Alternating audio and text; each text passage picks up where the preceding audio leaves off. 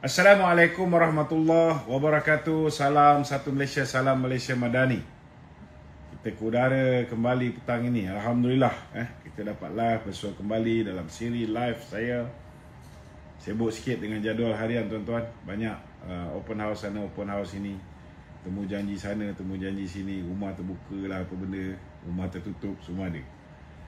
2 hari lepas saya ke Tapah, Perak menyertai program Walkabout Ziarah Kasih Dun Air Kuning, di mana program ini turut disertai oleh pengurusi Risda, Tuan Haji YB Haji Manziri Nasib.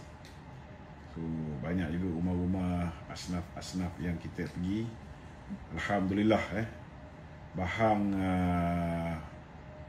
bak kata orang tu, bahang pilihan raya tu sudah semakin membara. Dalam program tersebut saya telah mengadakan ziarah untuk menyampaikan bantuan kepada asnaf-asnaf. Dia sebelum 12 bulan ni kita boleh bagi lagi bantuan kepada asnaf-asnaf ni. Lepas 12 bulan dah tak boleh. Tim saya ditugaskan pergi ke kampung Sungai Dadih dekat Temuh. So seperti biasalah, hari ini kita akan mulakan live kita dengan topik sekitar PRK Dun Air Kuning. Kali ini melibatkan retorik tukar kerajaan sekali lagi. Modal PAS dan PN sentiasa tuan-tuan, setiap kali datang je pilihan raya kecil ataupun PRK, mereka cakap kalau mereka menang PRK ni, kerajaan akan bertukar. PN ni tak habis-habis tuan-tuan, berhalusinasi. Berhalusinasi. Modal berretorik untuk tukar kerajaan ataupun rakyat mahu kerajaan ditukar ni dah jadi macam zikir oleh Perikatan Nasional. Bila pilihan raya muncul, keluar cerita tukar kerajaan. Itulah senjata tradisional popular mereka untuk dapatkan simpati dan undi daripada rakyat. Terkini menjelang PRK Dun N48 Air Kuning Perak, naib Presiden PAS tuan-tuan, Idris Ahmad, berkata terdapat banyak persoalan yang dibangkitkan rakyat berkenaan dengan pertukaran pentadbiran di peringkat persekutuan. Nada yang sama juga turut dibangkitkan dalam PRK sebelum ni. Sebagai contoh, polemik tukar kerajaan persekutuan ataupun kerajaan persekutuan akan bertukar telah dijadikan bahan kempen di PRK Dun Mahkota, Nenggiri, Kuala Kubu Baru. Malah di PRK Sungai Bakap pun trend yang sama digunakan untuk tagih sokongan. Mereka menang di Sungai Bakap, tak ada pun tukar kerajaan. Tuan-tuan, sama juga. Tempat lain kita menang lah, kan. Mentang-mentang lah dapat memangku jawatan Pesuruhjaya PAS Negeri Perak, lepas Razman ni dihentikan, menggantikan Razman ni, dia pun nak buat pala tahu, serupa macam Razman, dan tunjuk hebat di depan ahli bila berceramah dalam majlis pengisytiharan calon PN Dun Air Kuning di Padang Awam Tapah 2 hari lepas. Kalau tanya penyokong PAS dan fanatik puak-puak lebay ni tuan-tuan, confirm lah mereka akan kata kerajaan persekutuan perlu ditukar. Kerajaan persekutuan tak baik. Kerajaan persekutuan lari daripada landasan Islam. Ini macam biasa lah tuan-tuan, ayat-ayat yang selalu kita dengar. Tapi cuba mereka ni tanya penyokong kerajaan perpaduan pula, adakah mereka akan cakap kerajaan persekutuan teruk? Peluang ditukar dan bersetuju ataupun digantikan dengan kerajaan yang dipimpin oleh PAS Pispus. Sampai mampus geng-geng kerajaan perpaduan ni tak nak kerajaan ni ditukar tuan-tuan. Jadi sebelum kamu berhalusinasi, lebih baiklah negeri-negeri yang ada kat tangan kamu ni PAS, prestasi SG4 ni di bawah Punah Sihat 22 tahun, lebih baiklah dia explain kepada rakyat apa prestasi dan moral bekas Pesuruhjaya PAS Perak, iaitu Razman Zakaria. Perbetulkan dulu semua kesilapan, kelemahan sebelum fikir yang tinggi-tinggi, sebelum kursi Dun tak sama dengan kursi parlimen, macam-macam dia orang duk kata ni, bukan boleh main tukar kerajaan persekutuan ni seperti mana nak tukar baju tuan-tuan. Ini kena faham, kursi Dun tak sama dengan kursi parlimen. Kalau tak salah saya, Idris Ahmad juga berkata Mana ada pembangkang di dunia ni yang menyokong kerajaan? Kamu kata juga kalau ada pun itu pembangkang yang kepala masuk air. Saya nak tanyalah Datuk Idris Ahmad ni. Kalau pembangkang kategori kepala masuk air seperti mana yang kamu katakan ni, apa pula status menteri-menteri besar di bawah kerajaan PAS yang bertenggek dan datang jumpa Perdana Menteri minta peruntukan dan bantuan? Tidakkah ini dinamakan pembangkang ataupun menteri besar yang kepala masuk air juga? Kesimpulannya, untuk berkempen ni, saya syorkan agar tunjukkan prestasi-prestasi cemerlang kerajaan PAS yang dipimpin oleh lebay-lebay ni. Bagi rakyat yakin, kalau boleh jelaskan sikit kenapa hukum hudud sudah hilang daripada radar perjuangan PAS. Kenapa rang Undang-Undang 355 sudah hilang daripada radar perjuangan PAS. Dan kenapa bila mereka dulu bukan main lagi nak tutup pusat judi dan sebagainya, tetapi bila mereka berkuasa, cabutan special draw daripada 8 kali naik kepada 22 kali. Ini dia patut jelaskan kepada rakyat. Dan kenapa fitnah menjadi amalan pemimpin-pemimpin PAS sejak kebelakangan ni. Dan macam mana membantu orang yang menyebarkan fitnah itu dianggap sebagai jihad. Barulah ngam kalau dia ulas benda ni. Okey? Silakan. Ada soalan-soalan? Datuk, ada isu sedikitlah mengenai cara melatah Menteri Besar Terengganu ni, mengenai isu TCO ni. Boleh Datuk ulas sedikit mengenai apa yang dirumutkan oleh Menteri Besar Terengganu ni berkaitan dengan TCO? Sebelum kita cerita pasal TCO ni, saya nak ucap terima kasih kepada New Cafe. New Cafe ni yang membekalkan kita air minuman. Boleh try tuan-tuan. Untuk lelaki ni nak bagi tambah power sikit. Okey, silakan. Berkaitan dengan TCO. Isu TCO lah. Saya pun tak faham apa yang dia orang duk merepek ni. Tiada keperluan pun untuk mengintip pergerakan Menteri Besar Terengganu Ahmad Samsudin Mokhtar ni, tuan-tuan. Sebab segala apa yang dia buat semua sekali di tangan SPRM. Nak dakwa dengan tak nak dakwa je, tuan-tuan. Polis pun tahu setiap pergerakan dia. Sebenarnya dia orang ni patut ucap terima kasih lah pada PM. PM ni saya rasa banyak berlembut. Kalau saya lah dah lama dah dia orang ni semua dah ke dalam lah, tuan-tuan. Paling tidak pun dah didakwa. Tapi sekarang ni saya pun tak tahulah Samsuri ni clear cut case, kes hubungan tanah yang dia beri pada isteri, dia beri kepada sebelum tu syarikat yang ada kaitan dengan PAS. Benda ni semua boleh jadi isu, tuan-tuan. Boleh digunakan untuk mendakwa mereka ni. Tapi sampai sekarang belum ada sebarang pendakwaan. Secara protokolnya saya nak beritahu, mana-mana MB pun, termasuklah Dr. Sam sendiri, mereka akan sentiasa didampingi oleh pihak polis dan cawangan khas sebagai pengiring, pengawal pergerakan dan keselamatan mereka. Jadi setiap pergerakan mereka ni sudah pun diketahui oleh pihak kerajaan lah, senang cerita. Memanglah pihak polis kan, tapi korang pun selalu cakap polis tu kerajaan, kerajaan tu polis. Jadi kalau polis ikut, nak buat apa lagi? Nak mengintip si Samsuri ni. Jadi sebagai MB, pergerakan beliau ni sebenarnya, tuan-tuan, sentiasa ditemani oleh seorang, at least lah seorang pegawai polis, ADC dia. Jadi tak ada keperluan nak spy. Memang ADC dia tu sentiasa bersama dia, kecuali lah kalau dia ada aktiviti sampingan yang mana dia pergi berjumpa seseorang dan dia beritahu dengan ADC dia jangan ikut. Ada ke? Kalau tak ada, jadi segala pergerakan dia tu bukan satu rahsia. Kalau tak silap saya lah, ramai di kalangan ahli politik sekitar tahun 2000 hingga 2004 tersenarai untuk tujuan pengawasan. Tapi mereka ketika itu menganggap perkara itu adalah sebahagian daripada tugasan pihak berkuasa. Mereka tak kecoh pun kan. Salah seorangnya orang yang berhormat Menteri KDN kita sendiri, YB Saifuddin Nasution. Beliau terlibat untuk tujuan pengawasan pada tahun tersebut.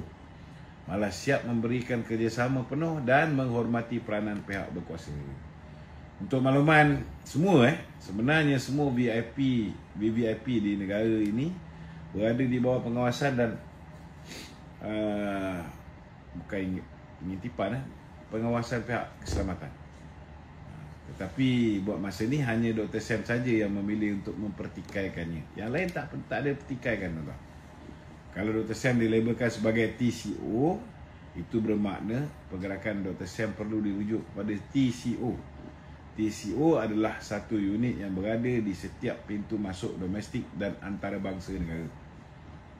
Soal Dr. Sam dilabel TCO tu, tak wujud istilah label TCO. Hanya sekadar rujuk kepada unit TCO saja. Setiap pergerakan tokoh utama MB, kerabat diraja ke, PM ke, TPM ke, atau individu yang sekiranya dirinya berada di dalam ancaman akan membawa kemudaratan, memang perlulah pihak polis memberi perhatian. Ini bermaksud TCO perlu pastikan keselamatan individu-individu tersebut dari sudut ancaman di kompleks, pintu sempadan dan pelbagai lagi. Itulah unit TCO ni, tuan-tuan. Pergerakan individu tersebut akan dipantau kerana sekiranya tiada sesiapa selain daripada kaki tangan pejabat MB saja yang tahu keselamatan MB dalam berisiko. Contohnya MB pergi ke Thailand dan ditahan penganas di sana. TCO akan menjadi yang pertama tahu dan akan maklumkan kepada KDN, PDRM dan pihak berkaitan. Bahasa mudahnya, tuan-tuan, TCO memainkan peranan penting bagi menjamin keselamatan individu berkepentingan di peringkat negeri ataupun di peringkat negara. TCO tidak menyekat kebebasan Dr. Sam. Buktinya Dr. Sam masih boleh pergi ke Auckland ketika banjir. Jangan lupa tu. Dia boleh pergi ke Paris menonton Olimpik dan pergi ke London untuk buat talk di kedai mamak di sana. Okey, ada soalan lain? Datuk, dalam kempen PRK di Air Kuning, PN ataupun PAS memuji pemimpin mereka ataupun calon mereka lah yang mengatakan bahawa pemimpin mereka, calon mereka memperjuangkan isu kartel ni. Jadi apa komen Datuk dengan pujian yang melambung kerana kartel saja boleh jadi pemimpin? Nampak macam hebat lah bila Ketua Pemuda PAS kawasan Teluk Intan, Nur Hafizul Badrul, berkata PRK Dun Air Kuning menjadi referendum rakyat membantah sikap kerajaan PHBN yang pro kepada kartel-kartel besar sejak sekian lama. Ketua Pemuda PAS kawasan Teluk Intan ni juga punyalah puji, tuan-tuan, calon mereka yang turut dikatakan menjadi seorang pejuang sejati dalam isu kartel beras sejak 2 tahun kebelakangan ni.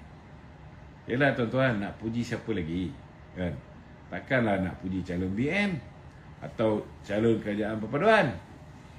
Yang hairannya, tuan-tuan, isu kartel ni dia tak nak pejuang pun semasa PAS berada dalam kerajaan persekutuan dulu. Masa tu pun dah ada kartel ni. Isu kartel minyak masak, anak Hamzah Zainuddin, dia tak nak ulas pun. Isu kartel Jana Wibawa, dia diam pula, diam 1000 bahasa, kan? Sampai orang pun tak faham bahasa. Isu kerakusan anak Menteri Besar Perlis, contohnya, menantu Haji Hadi, dia tutup mata. Isu ulama besar makan gaji buta, duta besar makan gaji buta, langsung tak nampak pun dia perjuangkan. Paling menggelikan hati, tuan-tuan, SG4 kena scam dengan saka tua. Haram dia tak perjuangkan, tuan-tuan. Kalau biodata calon BN, ada saja perkara yang mereka nak komen dan kritik. Kononnya seorang pendidik tidak boleh terlibat dalam politik. Sejarah perjuangan UMNO ni, yang memerdekakan negara ni, antara golongan yang memimpin UMNO ni, kebanyakan mereka ni adalah golongan pendidik tu. Sebelum Mahathir Keparat ni, bawa masuk golongan-golongan korporat, jahanamkan UMNO. Tuan-tuan, sebelum itu UMNO penuh dengan pemimpin-pemimpin yang penuh idealisme. Siapa mereka ni? Tokoh korporat? Tidak. Conman? Bukan. Mereka adalah golongan pendidik, tuan-tuan. Tapi bila saka tua lantik Kak Pah Koya jadi ketua SPRM, buat lebay ni bisu je. Kak Pah Koya tu ahli Majlis Pimpinan Tertinggi Keadilan, ahli politik, kan? Lagi dahsyat, tak ada pun dia orang komen.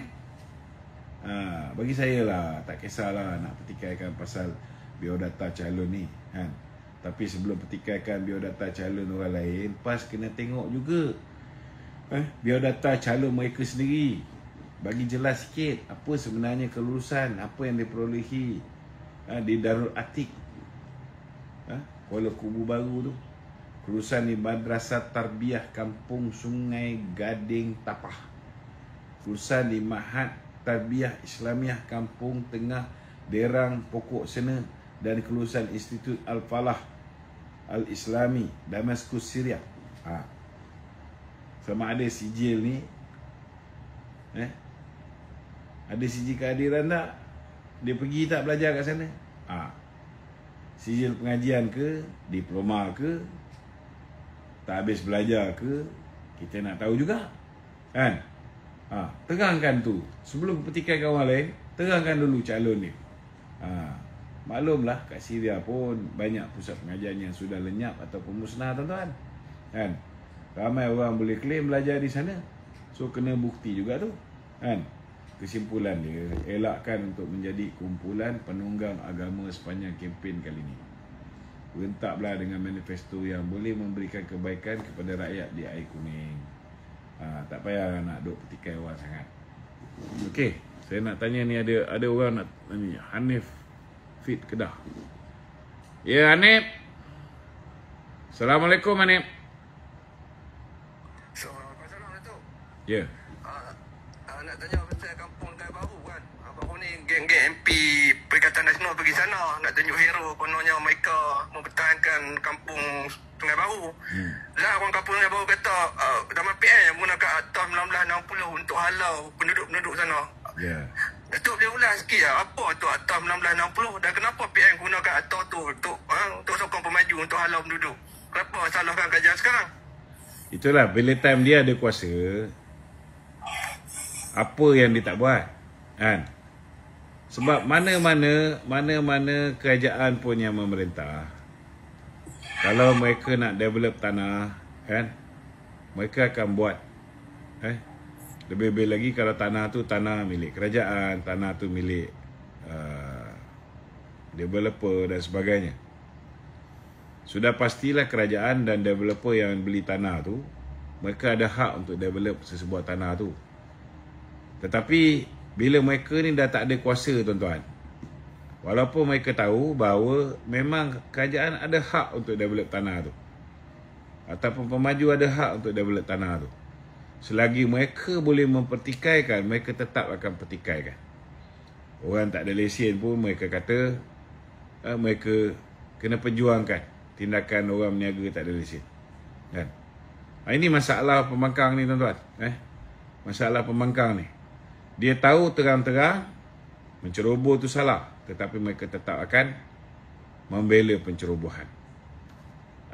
Asalkan ianya kena kat batang tubuh kerajaan yang sedia ada yang dia nak jatuhkan. Sama ada apa yang mereka perjuangkan tu betul ataupun tidak, mereka tak peduli. Itu tak penting bagi mereka. Yang penting sekali, apa juga isu yang boleh ditunggang untuk menjatuhkan kerajaan, mereka akan tunggang. Jadi saya haraplah rakyat ni kena rasional. Rakyat kena rasional. Isu peniaga tak ada lesen, maka kenalah buat kerja untuk dapatkan lesen tu. Ada juga orang lain yang tak ada lesen, tapi mereka tak menyerang pihak polis, pihak penguasa, kan? Jadi tak menjadi isu. Dan mereka dibantu, bila mereka ada masalah tak ada lesen, mereka minta cara baik, last sekali mereka dapat lesen. kan. Tapi cerita-cerita yang baik ni jarang lah orang nak tolong viralkan. Cerita yang tak baik, laju je orang viralkan. Okey. Soalan kedua tu lah soalan. Buat menara KL tu yang Datuk tu kata kerajaan menghalau Bumi Putra nak pergi dekat Brunei. Apa sebenarnya ada terjadi pasal ni menara KL ni tu? Boleh ulas tak? Dia cerita menara KL ni sebenarnya yang dah lama beroperasi di menara KL ni ialah menara KL Sdn Bhd. Menara KL Sdn Bhd ni dia 100% milik Telekom Malaysia Sdn Bhd. Tapi bila TM dah tak nak lagi buat perniagaan tu, kan, dia nak tumpu kepada dia punya core business. Core business dia ialah communication.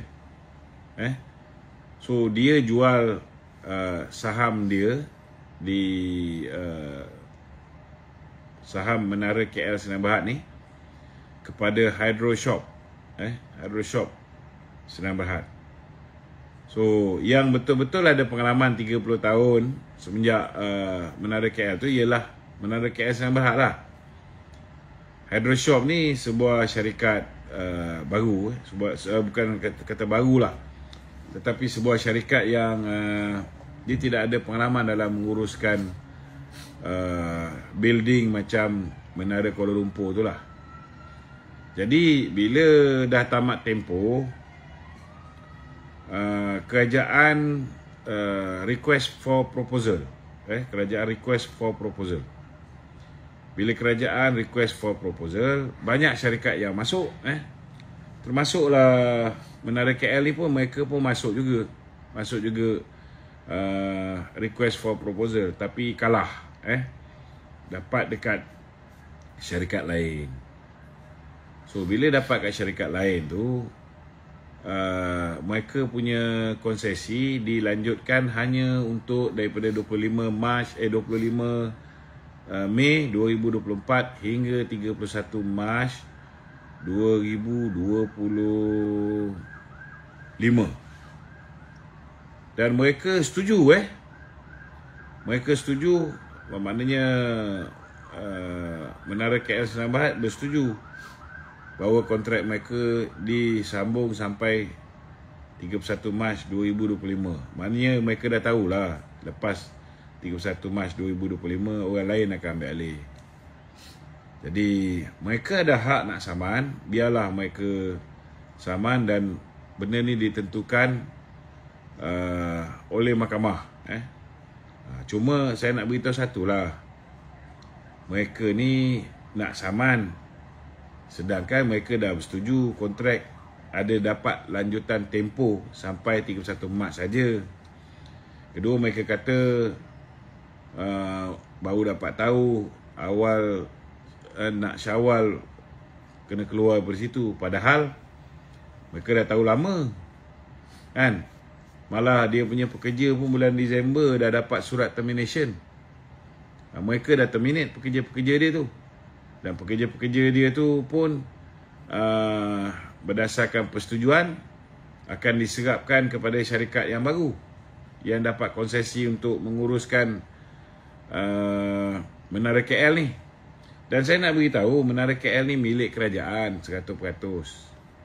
Bukan jual kat China seperti mana yang digembar-gemburkan oleh puak-puak Perikatan Nasional ni, tuan-tuan. Cuma pengurusan tu dapat kat syarikat baru tu. Tetapi menara KL tu masih milik kerajaan. Kalau syarikat baru ni tak perform ke, langgar perjanjian ke, bila-bila masa kerajaan boleh terminate mengikut terma dan syarat lah, kan. Ini kena faham lah. Sama juga dengan kuil dekat yang Jekyll nak bina masjid ni, kan. Ada orang cakap macam mana boleh bagi tanah percuma apa semua. Tak ada. Dia orang cuma dapat tempat ganti. Sebab apa diberikan tempat ganti ni, kena faham. Sebelum tu mereka ni dah dapat mereka buat kuil di satu tapak, tapi di BKL suruh dia alihkan kuil tu. Itu yang alih ke tapak yang sekarang. So bila dah disuruh alih ke tapak yang sekarang ni nak bina masjid atas tapak tersebut, dan tanah tu dah dijual kepada Jekyll, Dan JK pula bersetuju untuk membiayai kos ganti tapak baru. Itu JK punya hak lah. Kita nak petikai siapa? Takkan kita nak marah JK, kenapa kau nak tanggung kos pemindahan kuil? Dia orang berniaga, dia matlamat dia nak masjid tu didirikan. Sukati dia lah kalau dia nak bagi, apa dipanggil, nak tanggung kos untuk pemindahan kuil dan sebagainya. Itu hak dia. Sebab matlamat dia tak macam matlamat kita, tak macam matlamat geng-geng PAS dengan Bersatu ni. Matlamat geng PAS dengan Bersatu nak jatuhkan kerajaan, nak tunggang semua isu yang boleh merosakkan imej kerajaan.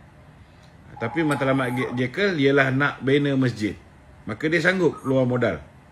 Itu hak dia lah, kita tak boleh nak larang. Tetapi tanah tu bukan diberi secara percuma seperti mana yang mereka gembar-gemburkan. Dibenarkan bina rumah ibadah. Ini kena faham Okey. Lah Datuk, isu dekat pencaburuhan tanah Jair dekat Dengki. Kenapa Ketua UMNO Sepang dikecam hebat sebab macam masuk belau penceroboh. Apa ulasan Datuk bab tu? Saya belum mengikuti lagi cerita tu. Ya, terima kasih. Okey, sama. Alright. Ada lagi studio? Okey Datuk, berkaitan dengan isu tadi, isu yang bawah pendidikan apa semua tu. PAS cukup berminat isu ni Datuk ulas sedikit tadi. Tapi boleh Datuk ulas sedikit lagi mengenai perkara tersebut, di mana Fadli Syari pun berminat dan menjadikan benda ni sebagai isu politik. Jadi boleh Datuk ulas sikit mengenai calon BN terlibat dalam Okey, macam saya cakap tadi, PRK ni adalah tempat berperang, tuan-tuan. Selagi boleh petikai dan ada peluang untuk jatuhkan kredibiliti calon ataupun pihak lawan, selagi itulah usaha tersebut dijadikan modal berkempen. Nak bandingkan kejayaan pembangunan antara kerajaan PAS Kelantan dengan kerajaan PHBN di Perak, jauh panggang daripada api, tuan-tuan. Nak bandingkan projek-projek mega antara kerajaan PAS Kedah dengan kerajaan PHBN Perak, memang tak ada apa yang nak dibandingkan. Cuma mungkin dari segi kehebatan Sanusi bab karaoke tu, mungkin Cikgu Syarani tak boleh nak tak boleh nak lawan lah. Memang Sanusi ni saya tabik spring, bukan setakat tangan saya tabik, dengan kaki pun kalau boleh saya boleh tabik, saya tabik, tuan-tuan. Dia boleh karaoke pagi buta, malam buta, senja buta, sampai orang lain pun buta. Sampai ulama-ulama PAS lain jadi buta, tuan-tuan. Boleh karaoke dengan bukan mahram ni. Bab PAS dia semua halal. Kalau orang kita masuk kuil habis, tuan-tuan. Saya pergi ke program-program masyarakat India, orang sarungkan saya dengan apa nama? Selendang. Apa selendang tu, apa dia panggil? Selendang yang warna orange tu kan? Habis kena kecam, tuan-tuan. Tapi dia orang ni, kalau PAS pergi mana pun, bukan pergi program budaya, program agama pun dia pergi pun, semua halal, tuan-tuan. Kalau kita semua jadi haram. Ini dipanggil sebagai haram jadah.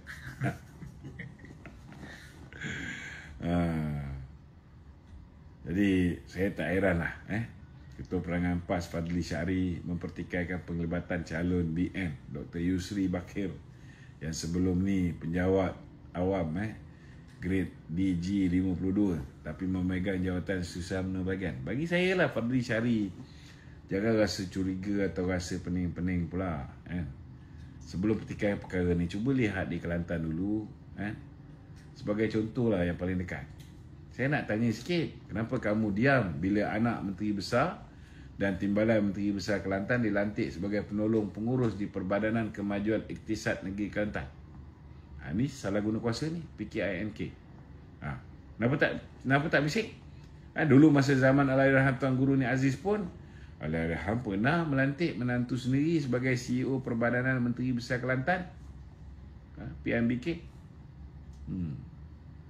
Tapi Ni Aziz ni baiklah orang dia kan. Dia dengar pandangan dan akhirnya menantu dia lepaskan jawatan sebagai CEO PMBK. Bagi saya lah Fadli Syari, tak perlulah pertikaikan dan jadikan perkara ni sebagai bahan kempen. Sekarang ni pun untuk bertanding, calon BN iaitu Dr. Yusri sudah melepaskan jawatan beliau sebagai penjawat awam, kan? Kalau atau menang, dia sudah lepaskan jawatan. Takkan kembali lagi lah dalam perkhidmatan awam. Susah kalau dah lepas jawatan tu. Macam dia ambil risiko. Sebenarnya kalau kita semua sedar, di dalam perkhidmatan awam sekarang ni pun ramai yang jadi penyokong Tegar Pembangkang. Seimbang, ada pembangkang dan ada juga penyokong kerajaan. Bukan setakat grade 52, lebih daripada tu pun ada, kan? Cuma bezanya mereka tak bertanding dan latar belakang mereka tidak dipublicitikan. Itu je. Secara logiknya, kalau semua penyokong kerajaan dalam perkhidmatan awam, takkanlah PRU 15 lalu Perikatan Nasional dapat undi Melayu hampir 4 juta. 4 juta, 4.2 juta pemilih. Dan dalam masa yang sama, tiada satu pun parti politik menang bergaya dan tubuh kerajaan tanpa gabungan parti lain. Bukti yang lebih besar, bersatu boleh menang tuan-tuan dekat Putrajaya. Putrajaya tu siapa yang duduk sana? Penjawat awam tuan-tuan. Boleh pula dia orang berpolitik dan menyokong pembangkang, tak ada masalah. Kan? Jadi jangan double standard lah. Okey, silakan. Apa pandangan Datuk berkaitan cadangan sesetengah pihak mengenai pembaharuan lantikan Ketua SPRM? Ini nampak macam hangat sedikit lah dengan kumpulan NGO-NGO ni. Pada pandangan saya lah, kerajaan sebenarnya terbuka kepada cadangan mengenai pembaruan proses pelantikan bagi jawatan Ketua Pusurujaya SPRM ni. Kerajaan juga sentiasa terbuka untuk menerima pandangan daripada pelbagai pihak untuk menambah baik mana-mana perkara sama ada perundangan ataupun proses demi membawa perubahan kepada institusi-institusi yang penting dalam negara kita ni. Kalau tak salah saya lah, Menteri Komunikasi Wabi Fahmi memaklumkan bahawa Kabinet tidak membincangkan perkara tersebut dalam mesyuarat hari ini. Kabinet juga tidak membincangkan kemungkinan melanjutkan perkhidmatan Ketua Pusurujaya SPRM yang dijadualkan berakhir pada Mei 2025. Yalah, memang ada gesaan daripada beberapa pihak. Contohnya macam C4, kan? Turut menggesa proses pelantikan Ketua Pusurujaya SPRM ni disentralisasikan. Tapi masa Latifah Koya, geng dia dilantik, tak ada pun orang cakap apa-apa, kan? So far belum ada keputusan, kan, mengenai tempoh Ketua Pusurujaya SPRM ni. Walaupun laporan Bloomberg melaporkan Perdana Menteri dijangka melanjutkan tempoh perkhidmatan, kan. Ini pandai-pandai je Bloomberg ni, kan. Itu hak dia orang lah. Biarlah dia orang yang berkuasa untuk melantik dan memutuskan. Kena ingat tau, Ketua Pusurujaya SPRM ni last kali nak sambung yang di Pertuan Agong. Yang korang sibuk pasal apa? Korang nak jadi Agong? Pergi isi borang. Sampai mampus pun korang tak dapat jadi Agong. Bagi saya, Perdana Menteri dan Kerajaan Malaysia tahu apa tindakan yang perlu dilakukan.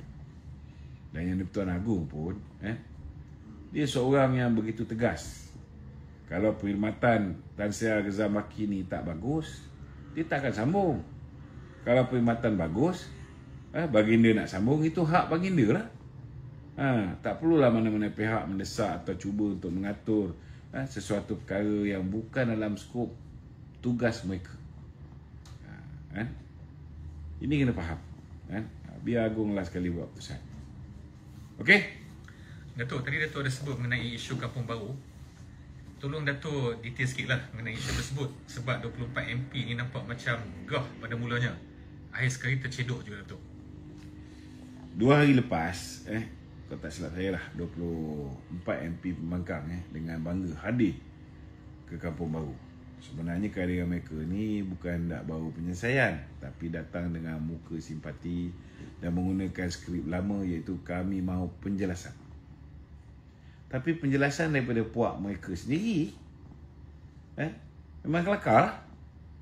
Saya paling menarik Dan ada sikit lah huru-hara tu bila timbalan Presiden PAS Tuan Ibrahim Tuan Man berkata, saya secara peribadi rasa kita perlu penjelasan sebab ini legasi lama. Bagi saya lah apa yang dikatakan oleh Tuan Ibrahim Tuan Man ni 100% betul. Memang legasi lama, tapi soalnya legasi lama tu legasi siapa? Sebab dalam pertemuan yang sama, pengurusi jawatan kuasa sementara penduduk iaitu Puan Zainab Alias dengan tegas dan tanpa berselindung terus menamakan individu-individu VVIP yang dulu cukup mesra dengan pemaju. Antara yang disebut adalah Anwar Musa, PAS, Syahidan Al-Qasim, PAS lagi, dan Rina Harun, Bersatu. Puan Zainab menjelaskan ketika 3 orang ini berkuasa, tiada siapa pun dari kalangan mereka datang jumpa penduduk. Apatah lagi membela nasib mereka. Nak jenguk, tanya khabar pun tak ada. Sekarang bila rakyat makin lantang dan kerajaan Madani cuba betulkan keadaan, barulah puak-puak munafik ni datang nak minta penjelasan dan berlakon sebagai pejuang masalah rakyat. Macam datang ke rumah yang mereka sendiri bantu runtuhkan lah, tuan-tuan, senang cerita. Perumpamaan dia kan. Lepas tu tanya, kenapa rumah jadi macam ni? Tak ke bodoh namanya ni kan? Memang jelas sekali, tuan-tuan, mereka ni lah memang dasar penunggang. Dia tunggang apa saja yang boleh menguntungkan kepentingan politik dia. Bagi saya, kalau nak cuci tangan sekalipun, cucilah elok-elok. Jangan sampai lepas cuci tangan ada bau lagi. Silakan, tapi jangan pura-pura tak tahu siapa yang mula gali lubang. Kalau benar nak bela rakyat, kenapa dulu senyap jadi pembela pemaju daripada pembela rakyat? Kenapa sekarang baru nak sedar? Bila rakyat marah, tiba-tiba muncul sebagai pejuang. Ini bau-bau kemunafikan, hipokrasi.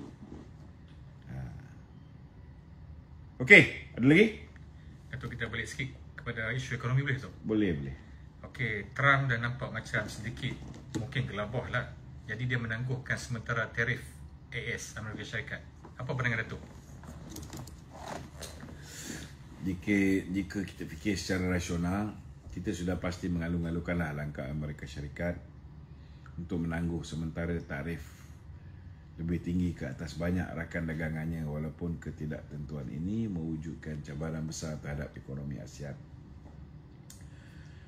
Perubahan terkini ini pastinya menjadi antara topik utama perbincangan dalam mesyuarat Menteri Ekonomi ASEAN yang akan dipengerusikan oleh Menteri MITI kita ni, Yang Berhormat Mulia Tengku Zafrul. Mesyuarat khas itu adalah untuk membincangkan tindak balas yang diselaraskan daripada blok ini terhadap tarif timbal balik yang dikenakan oleh Trump. Malaysia sebenarnya, tuan-tuan, sedang giat menilai implikasi daripada perubahan ini dan kekal komited untuk kerjasama dengan rakan-rakan ASEAN dalam mengurangkan gangguan, memperkukuhkan daya tahan ekonomi serantau dan memperjuangkan hubungan perdagangan yang seimbang serta stabil. Dengan Amerika pun kita masih berunding, tuan-tuan. Saya lihat perpaduan ASEAN dan integrasi ekonomi serantau akan menjadi lebih penting berbanding dengan sebelum ni. Dan Malaysia mengalu-alukan sokongan daripada rakan-rakan yang berkongsi visi ini dan mahu melihat rantau ni berjaya.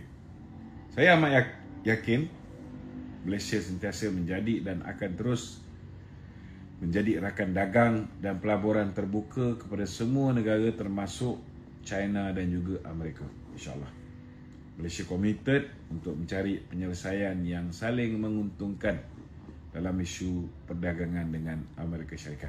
Itu sebab awal lagi pendirian Malaysia, kita tidak akan terus retaliate. Kita tidak akan terus bertindak balas, mengenakan balik pula tarif yang lebih tinggi kepada Amerika Syarikat. Sebab kalau kita berbuat demikian, mungkin kita pun dah kena 100% lebih macam negeri China. Jadi ini tak menguntungkan sesiapa, tuan-tuan. Dia akan jadi rugi-rugi. Yang penting kalau kita gunakan diplomasi, kita boleh cakap baik-baik, kan? Sebab Trump pun kadang-kadang dia dapat maklumat-maklumat tak tepat. Dia mengatakan Malaysia mengenakan tarif yang tinggi kepada Amerika. Tak tepat. Banyak tak tepat. Kan?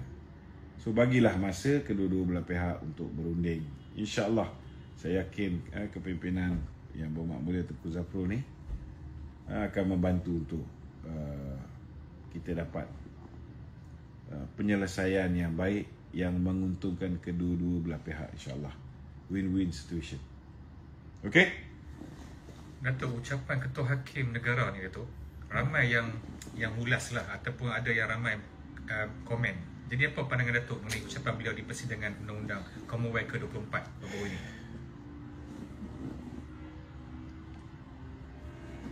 Saya kalau boleh tak nak ulas lah benda ni. Kan? Secara umumnya, semua negara dan semua badan keadilan di dunia ni mahukan kebebasan dalam sistem kehakiman mereka. Kecuali lah negara pasir berdengung seperti dalam filem Doremi ni. Saya tak mahu ulas panjang lah dalam perkara ni. Memadailah sekadar beri sedikit pandangan ringkas, memetik cakap-cakap di warung kopi. Sebenarnya ekosistem perkhidmatan kehakiman di Malaysia ni telah menjamin kebebasan badan kehakiman negara. Kalau diikutkan ekosistem ni, penglibatan Perdana Menteri dalam pelantikan para hakim tidak menjadi badan tersebut tidak bebas. Kan?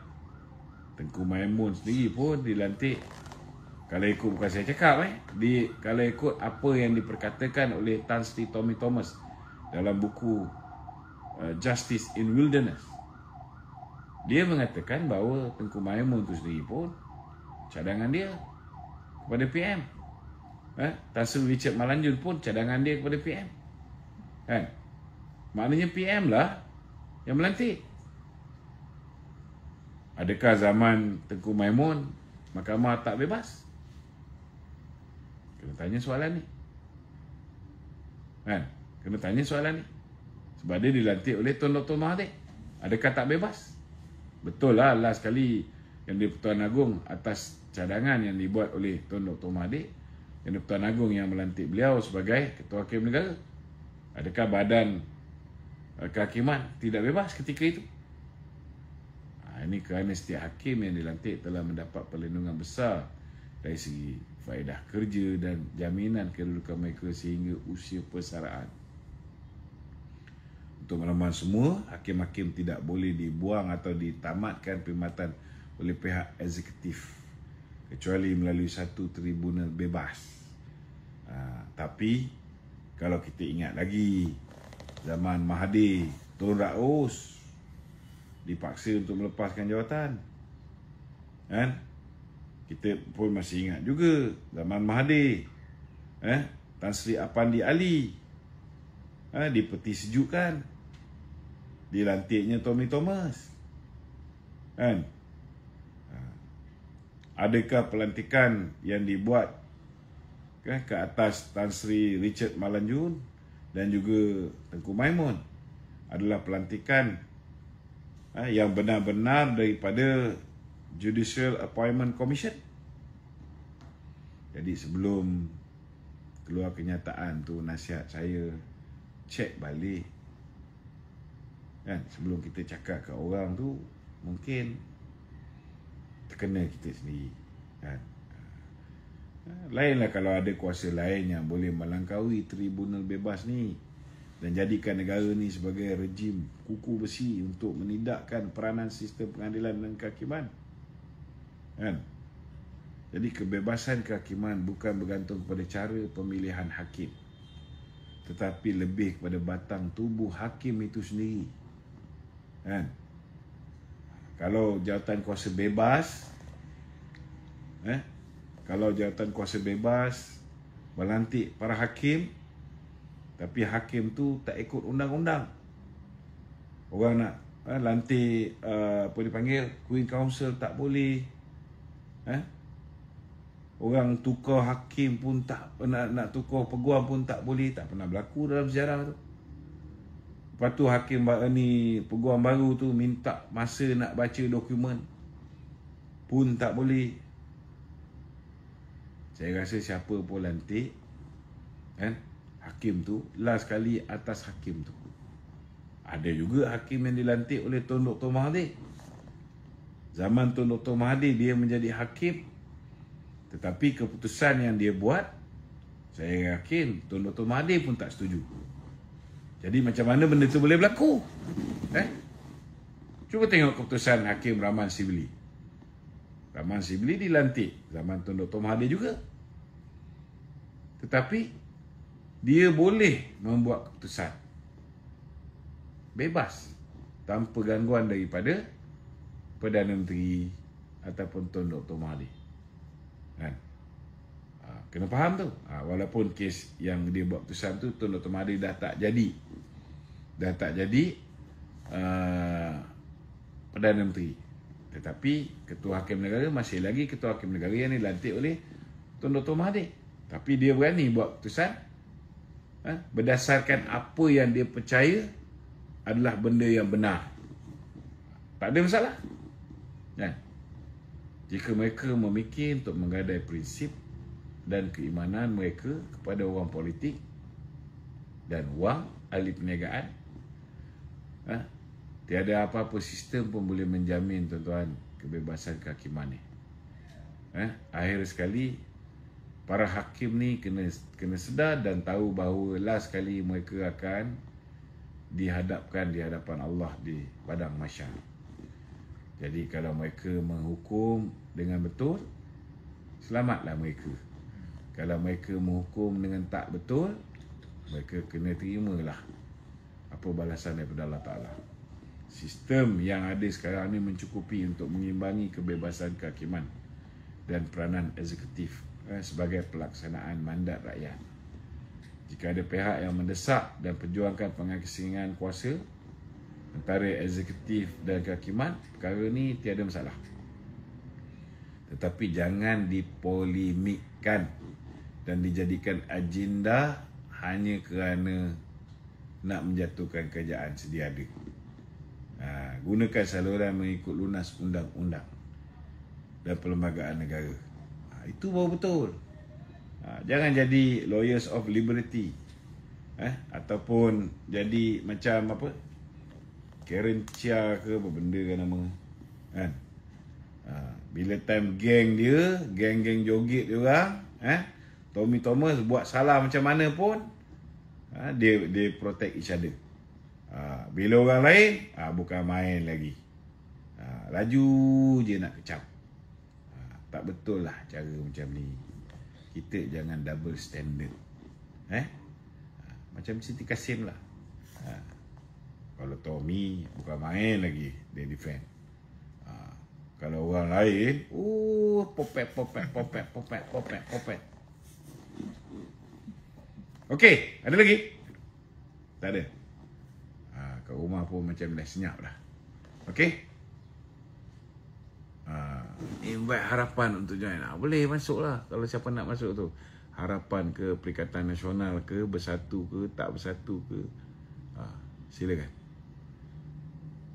Kalau tak ada, kita tolong share live saya pada petang ni supaya ianya dapat memberikan manfaat kepada orang lain. Assalamualaikum warahmatullahi wabarakatuh.